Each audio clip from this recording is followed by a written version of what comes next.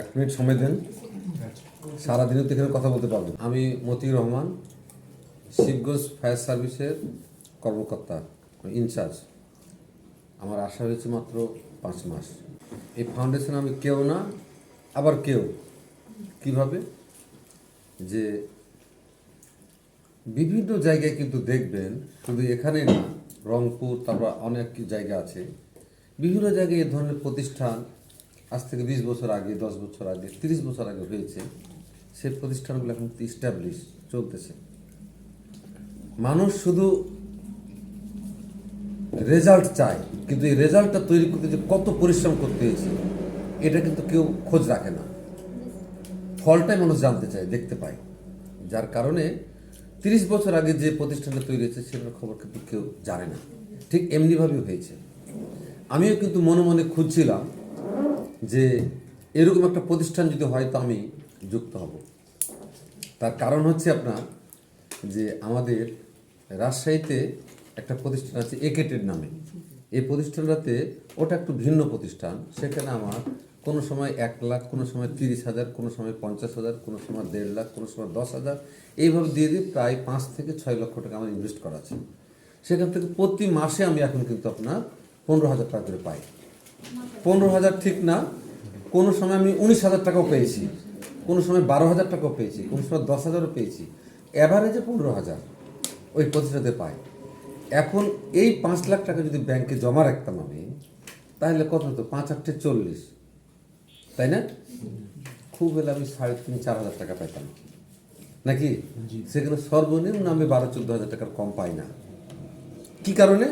আমাদের এই টাকাটা তারা ইনভেস্ট করতেছে, কোটি কোটি টাকা তারা এলসি বিজনেস বিদেশ থেকে নিয়ে আসতেছে, আমাদের দেশে সরবরাহ করতেছে।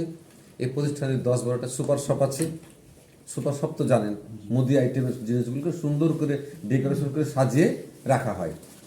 এই সুপার শপগুলো যাচ্ছে, সেখান থেকে যে আয় আসতেছে, সেখান থেকে কোম্পানি একটা লাভ করতেছে, আমাদেরকে একটা দিচ্ছে। তো যার জন্যে এই যে পেনশন স্কিম, এটা আমার কাছে কিন্তু খুব ভালো লেগেছে।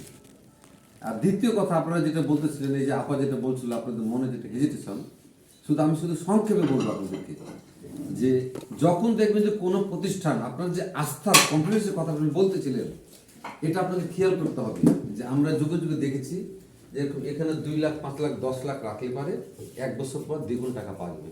এসছে কিনা এরকম প্রতিষ্ঠান বলেন? এসছে না? এদের চিন্তাধারা হচ্ছে ওই রকম, 6 মাস পর 3 মাস লোন দিয়ে 4 মাসের লাভ দিয়ে 4 মাস বলে চলে গেছে। কিন্তু এনাদের চিন্তাধারাটাকে আপনি ডকুমেন্ট, কি ডকুমেন্ট নেবেন আপনি বলেন? এই ব্যক্তিগুলোতে একটা ডকুমেন্ট। তার কারণ এই প্রতিষ্ঠানের চেয়ারম্যান হচ্ছে কিচক বাড়ি, এই প্রতিষ্ঠানের ম্যাক্সিমাম লোক হচ্ছে বগুড়ার মধ্যে, আরো কিছু আস্তে আস্তে, যেমন আমি রাজশাহীর লোক, আমি গতকালকে জয়েন করলাম, এই টিমটা মনে করে রাজশাহীতে চলে গেল। এমনি ভাবে সারা দেশ ছড়াবে, কিন্তু মেন প্রতিষ্ঠানটাই বগুড়াতে, তাই না? ওইরকম মনোভাব থাকলে তো বলতো। আপনি 1500 টাকার উপর আপনার কোনো ইয়া নাই। যদি কোনো সময় রেজুলেশন পরিবর্তন হয় সেটা হচ্ছে ভিন্ন কথা, কিন্তু 500, 1000, 1500 এর বাইরে সুযোগ নাই। ওরকম মনোভাব থাকলে পরে অনেক টাকা চাইতে পারতো না? অনেক মানুষ দিত, কিন্তু কিন্তু এই প্রতিষ্ঠান মাত্র 500 টাকা বলেছে। এইভাবে করে আস্তে আস্তে, আপু আর 1 মিনিট, আস্তে আস্তে মনে করেন যে এর একটা টার্গেট করা হয়েছে। এই টার্গেটটা করলে পারে যে আপনি একটা জিনিস দেখেন যে আপনার মেয়াদ শেষের পরে আপনারা সবাই, আমি পেনশনে যাব না, আপনারাও তো যাবেন, তাই না? তো পেনশনে যাওয়ার পর আপনি এখানে একটা দায়িত্ব পালন করতে পারেন। কারণ এই আমাদের প্রতিষ্ঠানে যদি অ্যাক্টিভ পারসন থাকে, তাহলে বাইরে থেকে কি একটা অবিশ্বাস্য লোককে নিতে যাবে? আপনি তো আমাদের বিশ্বস্ত, ঠিক না? যার কারণে আমি মনে করি যে এর চেয়ে নির্ভরতা কিছু না।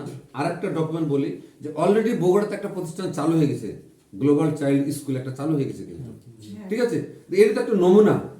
এরপরে আস্তে আস্তে এই প্রতিষ্ঠানগুলো চালু হবে। এই প্রতিষ্ঠানগুলো থ্রুয়ে নিয়ে যাবে কোথায় আমাকে বলেন তো?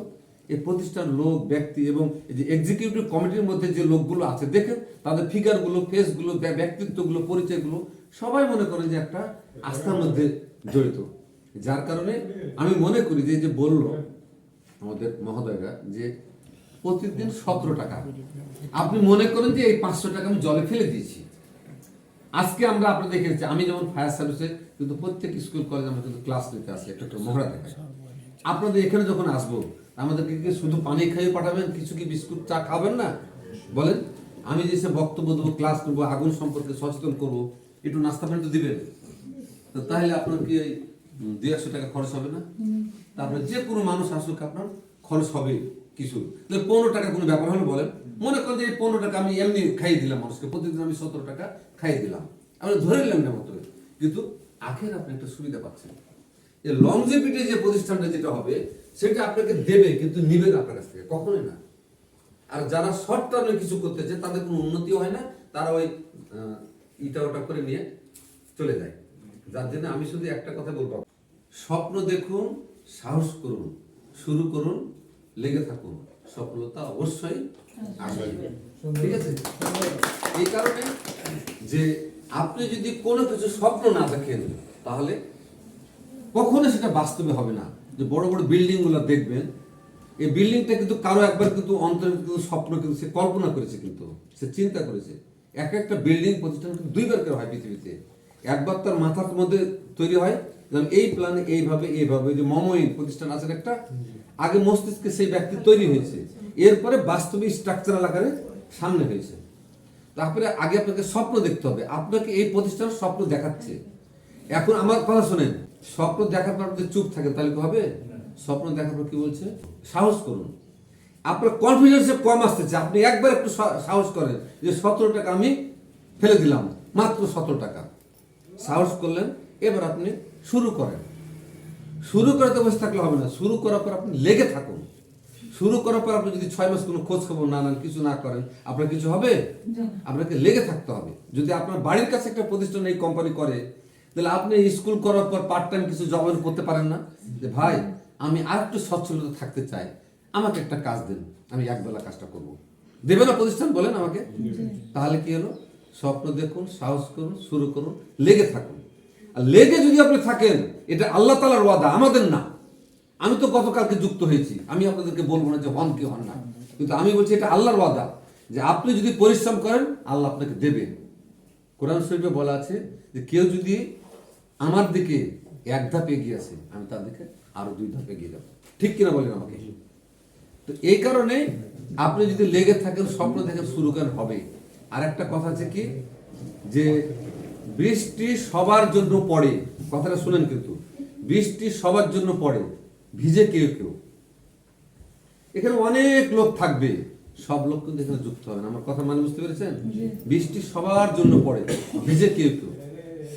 যখন আপনি অনেক কষ্ট করে এই টাকাটা দিতে হবে, কিন্তু মাস পার হয়ে যাচ্ছে, এমন টাইম আপনি এখান থেকে বৃষ্টি হচ্ছে, যেতে পারছেন না, পানিতে ভিজে আপনি মনে করেন যে গেলেন শিবগঞ্জ বাজার, সেখানে গিয়ে বিকাশ করে টাকাটা আপনি দিলেন, আর 3 জন তো করলো না, তাহলে সে ডিফল্টার হয়ে গেল না?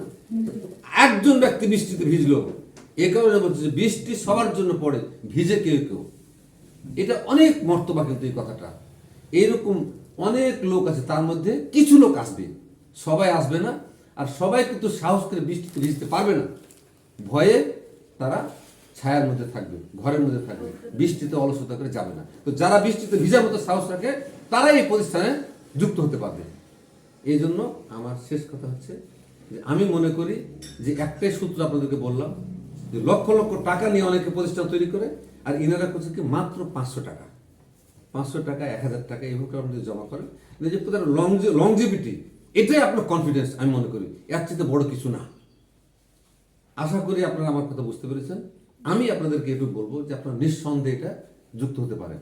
কি জন্য বলতেছি, এই যে টার্মটা, প্যাটার্নটা, সবকিছু মিলে আপনি দেখবেন যে আজ থেকে বেশি না, 10টা বছর পর লোকজন, আমার যে দূরদর্শিতা, আমার যে চিন্তাধারা, আমি কিন্তু একজন লেখক, 8টা বই আমার বের হয়েছে, বাংলাদেশের যুগান্তর, ইত্তেফাক মতো বড় বড় পত্রিকাতে আমি লেখালেখি করেছি, channel I, ATN Bangla, Bangla vision, তারপরে আপনার চ্যানেল 1, এই চ্যানেলগুলোতে আমার সাক্ষাৎকার প্রচার হয়েছে ঢাকাতে 21শে বইমেলাতে।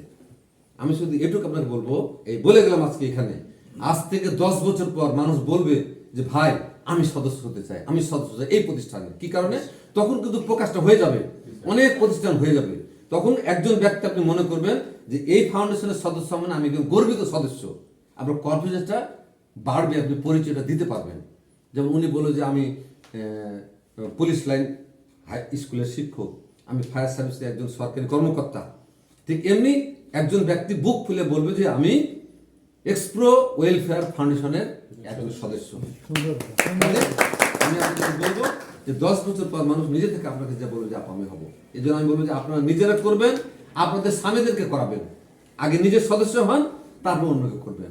এই যে আমার একজন স্টাফ এসছেন, উনিও একটা ইচ্ছা পোষণ করছিল, আমি বললাম তোমাকে অন্ধের হাতি দেখাবো না, তুমি আসো, এই প্ল্যানটা দেখো, দেখে তোমার যদি মনে চাই তুমি যুক্ত হও।